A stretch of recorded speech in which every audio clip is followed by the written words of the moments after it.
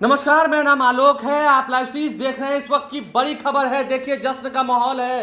पप्पू यादव चुनाव जीत गए हैं पूर्णिया से। इस वक्त की बड़ी खबर देखिए, पप्पू यादव ने कितना संघर्ष किया, प्रणाम पूर्णिया किया, लंबी पदयात्रा की और पप्पू यादव को धोखा मिला था। लेकिन पप्पू यादव अब चुनाव जीत गए हैं निर्दलीय उम्मीदवार के रूप में और संतोष कुशवाहा को चुनाव हरा दिया है।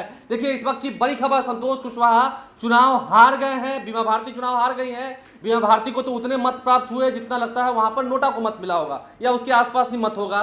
पप्पू यादव चुनाव जीत चुके हैं। इस वक्त की बड़ी खबर है, देखिए औपचारिक ऐलान हो चुका है पप्पू यादव की जीत का। पप्पू यादव चुनाव जीत चुके हैं और इस वक्त की बड़ी खबर देखिए, पूरे बिहार में अगर हम देखें कई जगहों पर सीटों पर उथल पुथल है। सुबह से ही ये खबरें चल रही थी कि क्या होगा क्या नहीं होगा। राहुल गांधी भी देखिए 2 जगह से चुनाव जीत गए हैं। पप्पू यादव ने अपने